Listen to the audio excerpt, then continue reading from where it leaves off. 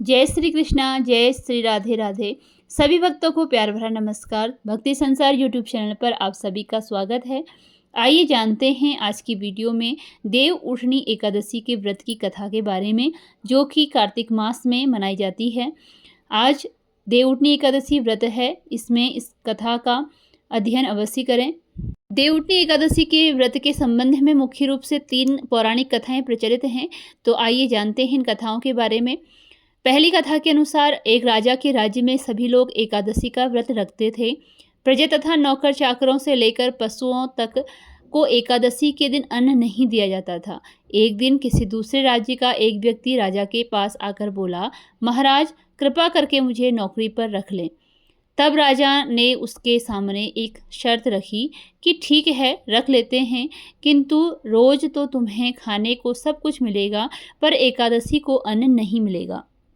उस व्यक्ति ने उस समय तो हाँ कर दी, पर एकादशी के दिन जब उसे फलाहार का सामान दिया गया तो वह राजा के सामने जाकर गिड़गिड़ाने लगा, महाराज इससे मेरा पेट नहीं भरेगा, मैं भूखा ही मर जाऊंगा, मुझे अन्न दे दो।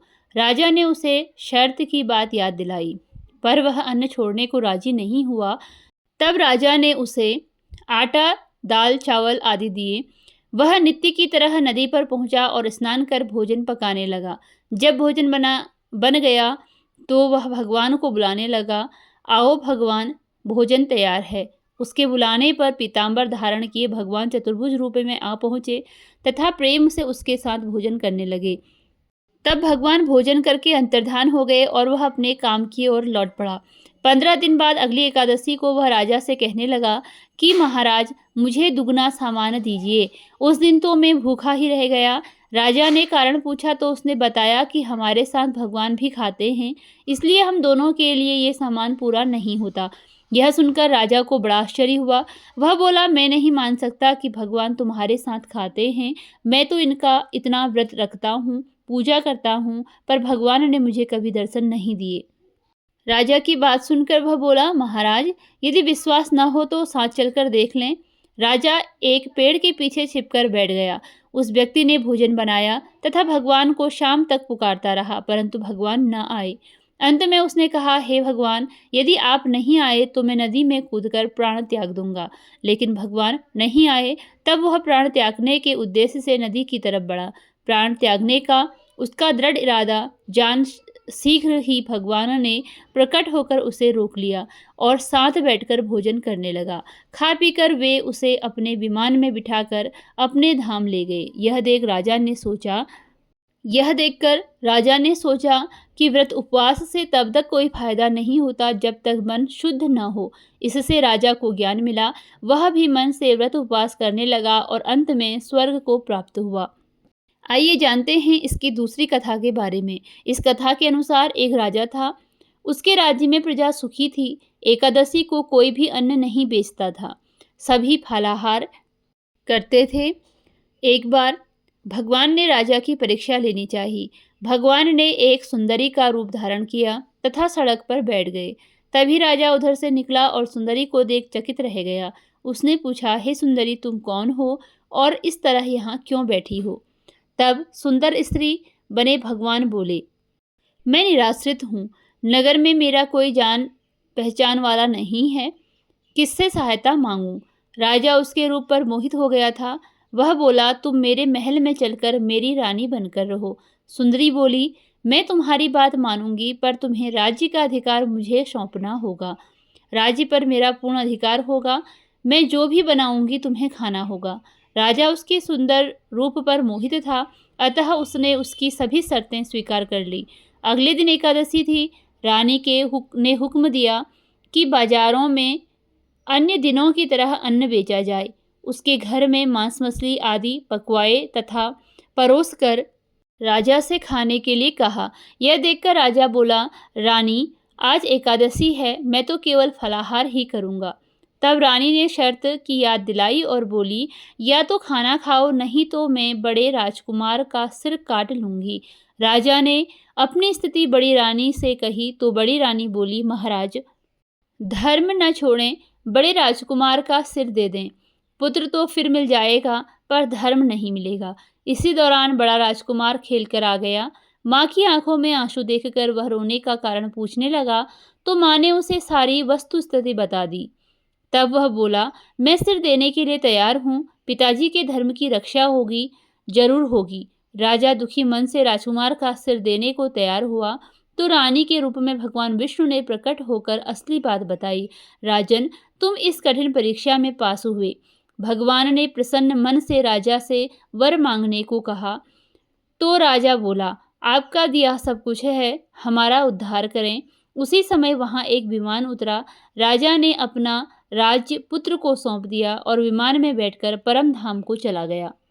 इसी के साथ यहाँ पर दूसरी कथा का समापन होता है। यह कथा शंखासुर नामक राक्षस की है। शंखासुर ने तीनों लोकों में बहुत ही उत्पात मचाया हुआ था। तब सभी देवताओं के आग्रह करने पर भगवान विष्णु ने उस राक्षस से युद्ध किया और यह युद्ध कई वर्षों तक चला। युद्ध में वह असुर मारा गया और इसके बाद भगवान विष्णु विश्राम करने चले गए। कार्तिक शुक्ल एकादशी के दिन भगवान विष्णु की निद्रा टूटी थी और सभी देवताओं ने भगवान विष्णु की पूजा की थी। शिव महापुराण के अनुसार पौराणिक समय में दैत्यों का राजा दंभ हुआ करता था। वह बहुत बड़ा विष्णु भक्त था। कई सालों तक उसके यहाँ संतान नहीं होने के कारण उसने शुक्राचार्य को अपना गुरु बनाकर उनसे श्री कृष्ण मंत्र प्राप्त किया था। यह मंत्र प्राप्त करके उसने पुष्कर सरोवर में घोर तपस्या की। भगवान विष्णु उसकी तपस्या से प्रसन्न हुए और उसे संतान प्राप्ति का वरदान दे दिया।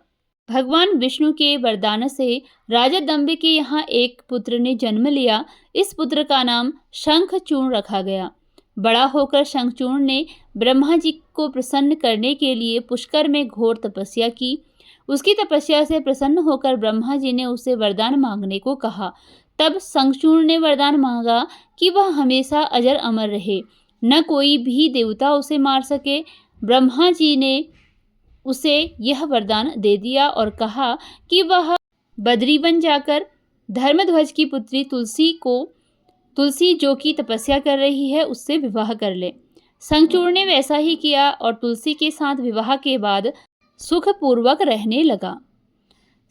उसने अपने बल से देवताओं, असुरों, दानवों, राक्षसों, गंधर्वों, नागों, किन्नरों, मनुष्यों तथा त्रिलोकी के सभी प्राणियों पर विजय प्राप्त कर ली।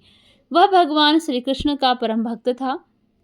शंखचूर्ण के अत्याचारों से सभी देवता परेशान होकर ब्रह्मा जी के पास गए और ब्रह्मा जी उन्हें भगवान विष्णु के पास ले गए। भगवान विष्णु ने कहा कि शंखचूर्ण की मृत्यु भगवान शिव के त्रिशूल से ही होगी, अतः आप अपने उनके पास जाएं। भगवान शिव ने त्रिरथ नामक गण को अपना दूत बनाकर शंखचूर्ण के पास भेजा। त्रिरथ ने शंखचूर्ण को समझाया कि वह देवताओं को उनका राज्य लौटा दे, परंतु शंखचूर्ण ने मना कर दिया और कहा कि वह महेश्वर से युद्ध करना चाहता है। भगवान शिव को जब यह बात पता चली तो वे युद्ध के लिए अपनी सेना लेकर निकल पड़े। इस तरह देवता और दानवों में घमासान युद्ध हुआ, परंतु ब्रह्मा जी के वरदान के कारण शंखचूर्ण को देवता नहीं हरा पाए। भगवान शिव ने शंखचूर्ण का वध करने के लिए जैसे ही अपना त्रिशूल उठाया तभी आकाशवाणी हुई कि जब तक शंखचूर्ण के हाथ में श्री हरि का कवच है और इसकी पत्नी का सतीत्व अखंडित है तब तक इसका वध असंभव है। आकाशवाणी सुनकर भगवान विष्णु वृद्ध ब्राह्मण का रूप धारण कर शंखचूर्ण के पास गए और उससे श्री हरि कवच दान में मांग लिया। शंखचूर्ण ने वह कवच बिना किसी संकोच के दान कर दिया। इसके बाद भगवान विष्णु शंखचूर्ण का रूप बनाकर तुलसी के पास गए। शंखचूर्ण रूपी भगवान विष्णु ने तुलसी के महल के द्वार पर जाकर अपनी विजय होने की सूचना दी। यह सुनकर तुलसी बहुत प्रसन्न हुई और प्रतिरूप में आए भगवान का पूजन किया व रमण किया। ऐसा करते ही तुलसी का सतीत्व खंडित हो गया और भगवान शिव ने युद्ध में अपने त्रिशूल से शंखचूर्ण का वध कर दिया। तब तुलसी को पता चला कि वे उसके पति नहीं हैं, बल्कि वे तो भगवान विष्णु हैं। क्रोध में आकर तुलसी ने कहा कि आपने छलपूर्वक मेरा धर्म भ्रष्ट किया है और मेरे पति को मार डाला है, अतः मैं आपको श्राप देती हूँ कि आप पाषाण होकर धरती पर रहें। तब भगवान विष्णु ने कहा, देवी तुम मेरे लिए भारतवर्ष में रहकर बहुत दिनों तक तपस्या कर चुकी हो। तुम्हारा यह शरीर नदी रूप में बदलकर गंडकी नामक नदी के रूप में प्रसिद्ध होगा। तुम पुष्पों में श्रेष्ठ तुलसी का वृक्ष बन जाओगी और सदा मेरे साथ रहोगी। तुम्हारे श्राप को सत्य करने के लिए मैं पाषाण यानी कि शालिग्राम बनकर रहूंगा। गंडकी नदी के तट पर मेरा वास होगा। देव प्रबोधिनी एकादशी के दिन भगवान शालिग्राम व तुलसी का विवाह संपन्न कर मांगलिक कार्यों का प्रारंभ किया जाता है। हिंदू धर्म मान्यता के अनुसार इस दिन तुलसी शालिग्राम विवाह करने से अपार पुण्य प्राप्त होता है। इसी के साथ यह कथा यहीं पर संपन्न होती है। मिलते हैं अगली वीडियो में अगली कथा के साथ। धन्यवाद।